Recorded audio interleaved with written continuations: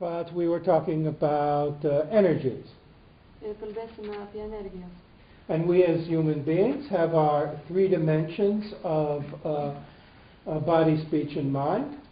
Kaip gyvos būtybės žmonės mes esame sudaryti iš trijų dimensijų – kūno, kalbos ir proto. And speech is sound, and sound is energy.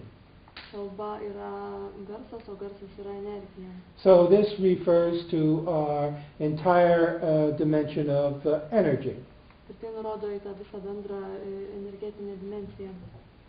Each of us born as a human being has a quantity of this psychic energy. Visi gimę kaip žmonės turi šią psichinę energiją. And psychic energy is the support of the mind and consciousness. O ta psichinė energija yra sąmonės ir proto parama. And when we engage in the practice of Tantra, we are working with energies. Tantrinėse praktikose atlikdami jas mes dirbame su energija. Now, vision is also part of our energy, our dimension of energy. Tai regėjimas taipogi yra energijos, energetinės dimensijos rūšis. And vision is the way we see the world. O regėjimas yra būdas, kaip mes matome pasaulį.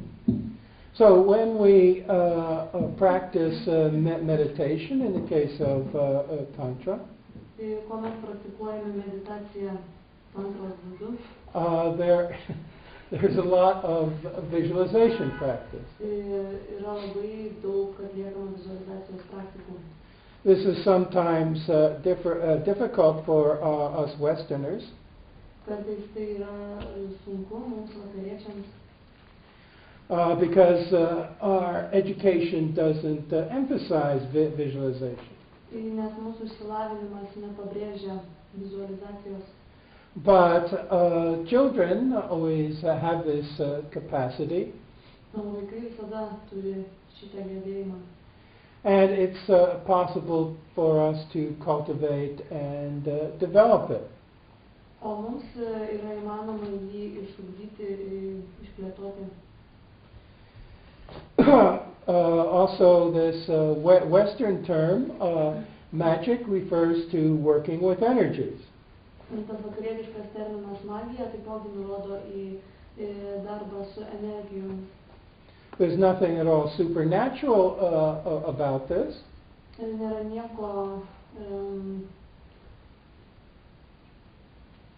antgamtiško, susijusio su tai. Energy is part of our everyday experience. Energija yra mūsų kasdienio patyrimo dalis. Even though what we are calling psychic energy here normally cannot be measured on machines. Kas yra vadinama psichinė energija, įprastai negali būti pamatuota mašinomis.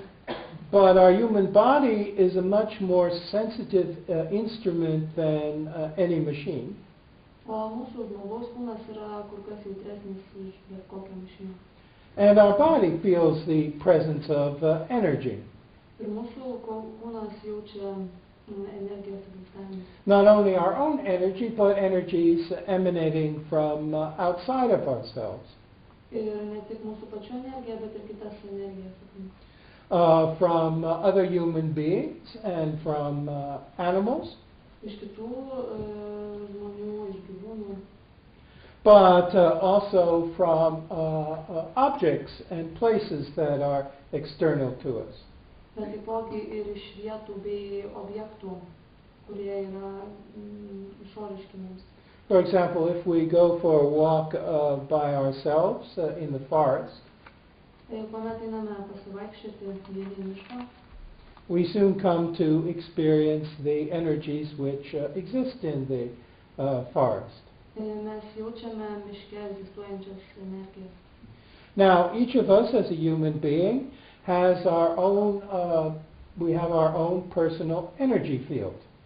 Kiekvienas iš mūsų mes turime savo asmeninį energetinį lauką. And indeed, this is true of every living being. Ir tai yra taip pat su bet kokia kita gyva būtybė. But it's also true of the planet Earth as a whole. Tai taipogi galioja ir Žemei, planetai, Which is a gigantic living being, kuri yra gigantiškas gyvas organizmas. called in Tibetan Sayi Hlamo, which means the goddess of the earth. Kas tibetietiškai yra vadinama Sai Hamo arba the translation of the term. Yes, means mother of the earth, Žemės or motina. goddess of the earth. Tai yra Žemės deivė. Now, in this dimension of energy that surrounds the earth, Ta energetinė dimensija supanti Žemę, which is called the psychosphere, or the world soul, kuri yra vadinama psichinė sfera arba Žemės siela, there are found living beings. joje egzistuoja gyvos būtybės. There are living beings that possess gross material bodies, such as ourselves and animals. Tai yra tokios būtybės, kurios turi materialius kūnus, tai esame mes ir kiti gyvūnai. But also beings whose body consists of psychic energy. Bet taipogi ir kitos būtybės, kurios turi kūną sudarytą iš psichinių energijų. And we call such beings spirits. Ir tokias būtybės mes vadiname dvasiomis. Spirits live in the dimension of the energy of the planet Earth, Dvasios gyvena Žemės toj energetinėj dimensijoje, like fish live in the sea. kaip žuvis gyvena jūroje. Now, we also live in this dimension of energy, Mes taipogi gyvename energetinėje dimensijoje, but we possess these material bodies. tačiau turime materialų kūną. Nevertheless, our mind and consciousness is supported by our psychic energy, Tačiau mūsų protas, siela yra paremtas veikiamas tos psichinės energijos. and during our lifetime, the psychic energy has more or less the shape of our material body. Ir per visą gyvenimą ta psichinė energija įprastai turi mūsų kūno formą. But it does extend a little bit beyond our material body. Tačiau šiek tiek išeina iš mūsų kūno ribų. So some people who have the capacity for clairvoyance Ir taigi tokie žmonės, kurie turi aiškiaregio gebėjimų, savybių, see this energy as the auras that surround living beings. galima matyti tas energijas kaip gyvų būtybių aurą.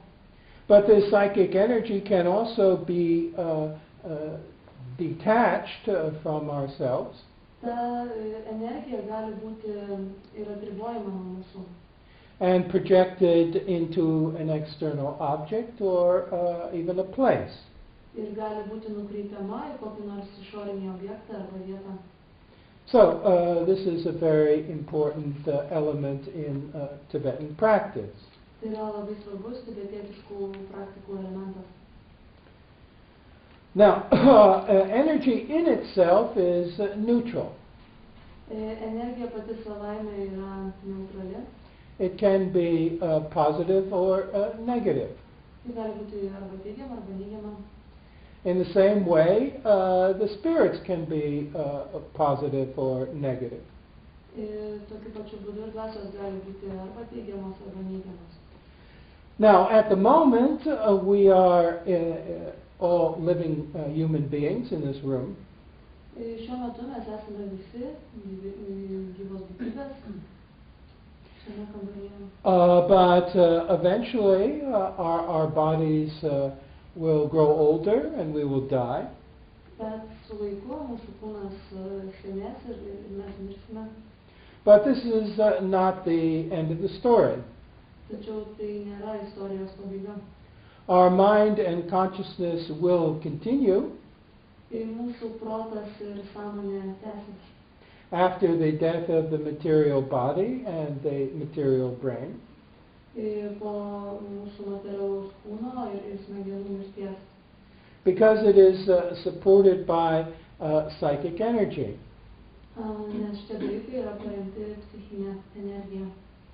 And so consciousness continues after our death. Sąmonė tęsiasi po mūsų mirties. And we find ourselves in the after-death experience that the Tibetans call the bardo. Ir mes po to atrandame save pomirtinėje būsenoje, tibetietiškai vadinamoje bardo. Now, exactly what we see in the bardo depends on our individual karma and also on our culture. Ką matysime, ką patirsime bardo, priklauso nuo to, nuo mūsų karminės patirties ir žinoma, nuo mūsų kultūros, kultūrinio pagrindo. Especially in the immediate period after death, Ypač tuo laikotarpiu, ką tik po mirties, when we are still very closely connected with our previous life, which we've just left. kuomet mes esame vis dar labai stipriai susiję su buvusiu gyvenimu, kurį ką tik palikome. But gradually in the bardo we become distracted and wander off. O bardo būsenoje mes jau atsiplėšiame nuo viso to ir klajojame aplinkui. And then it's very much like the dream state. Ir tai primena labai sapno būseną. And dreams and the bardo are very similar. Sapnai ir bardo yra labai panašus. And it's easy to forget who we are and then get lost. Tai labai lengva pamiršti, kas mes esame ir todėl lengva pasiklysti. But at this time in the bardo, we are a spirit. Tačiau bardo būsenoje tuo metu mes visgi esame dvasia. And we continue for a time as a spirit in the bardo until we take up a new rebirth. Taigi mes egzistuojame kaip dvasia bardo būsenoje, tol kol patiriame naują atgimimą. Either as a human being or as another possibility. Galime atgimti arba kaip žmogus, arba kaip kita gyva būtybė. It's even possible at that time to become a ghost. Taipogi galima netgi įgauti vaiduoklio formą. And occasionally be seen by other human beings. Kurį karts nuo karto matys kiti žmonės. And if we have capacity, sometimes then causing problems for other human beings. Ir kartais, būdami vaiduokliais, galim kelti problemų kitiem žmonėm.